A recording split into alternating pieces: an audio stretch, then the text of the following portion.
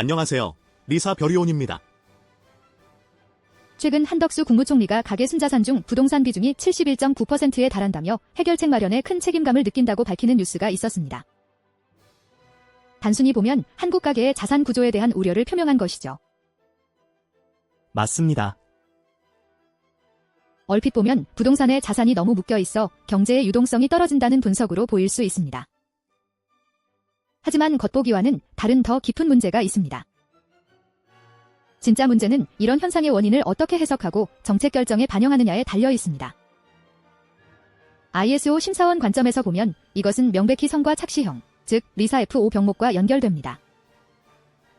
자산이 불어난 것처럼 보이는 성과가 실제로는 매우 취약한 구조를 가리고 있을 때 나타나는 전형적인 현상입니다. 성과 착시형이라. 부동산 가격이 오르면 가계 자산이 증가하는 것처럼 느껴지니 그것을 성과로 오해할 수 있다는 말씀이신가요? 정확합니다. 지난 몇 년간 부동산 시장의 화랑은 많은 가구의 순자산 증가로 이어졌습니다. 하지만 이 증가가 과연 가계의 생산성 향상이나 소득 증가로 인한 실질적인 성과였는지 아니면 외부 환경, 즉 저금리 기조나 투기적 수요 같은 요인에 의한 일시적인 현상이었는지를 면밀히 구분해야 합니다. 네, 바로 그 지점입니다.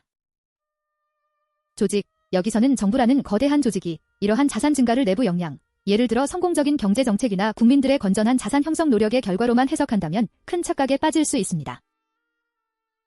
F5 병목의 핵심은 성과의 원인을 객관적으로 분석하지 못하는 구조입니다.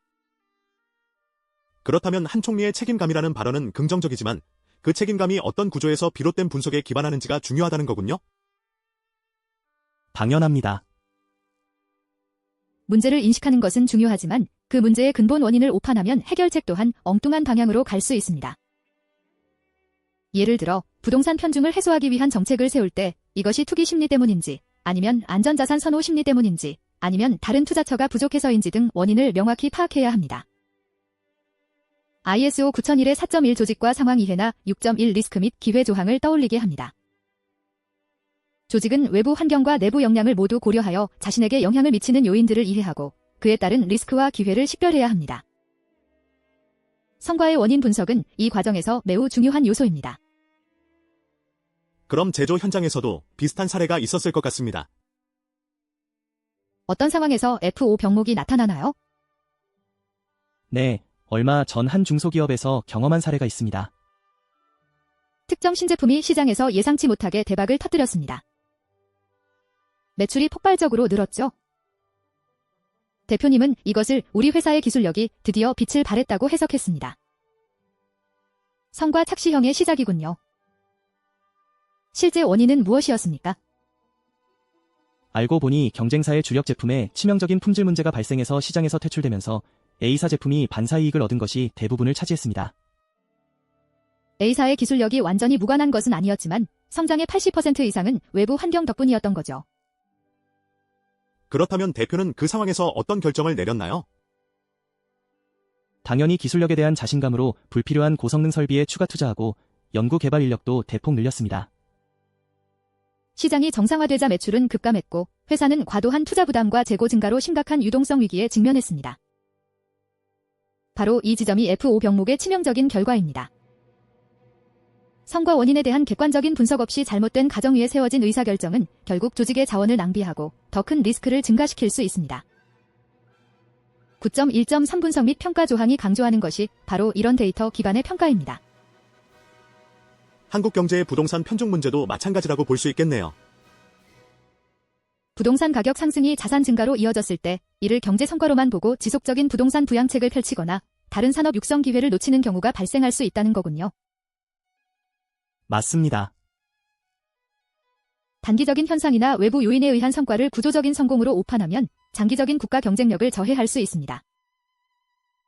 특히 부동산 시장은 외부 충격에 취약한데 자산 대부분이 여기에 묶여있으면 위기 시 회복 탄력성이 크게 떨어집니다. 정부도 하나의 거대한 조직으로서 9.3 경영 검토를 통해 이러한 성과 원인 분석 결과를 정기적으로 검토하고 정책 방향의 적합성을 재평가해야 합니다. 단순히 가계 자산 중 부동산 비중이 높다는 현상만 보는 것이 아니라 왜 높은가, 무엇이 이 비중을 만들었는가를 깊이 파고들어야 합니다. 결국 눈에 보이는 지표가 전부는 아니라는 교훈을 다시 한번 얻게 됩니다. 성과를 해석하는 구조가 얼마나 중요한지 새삼 깨닫게 되네요.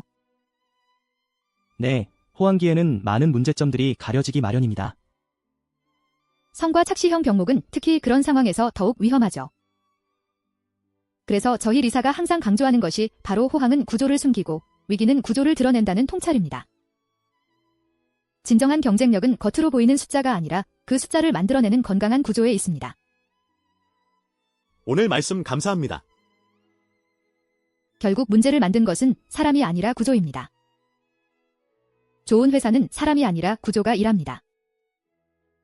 저희 리사는 다음 시간에도 흥미로운 뉴스와 함께 돌아오겠습니다.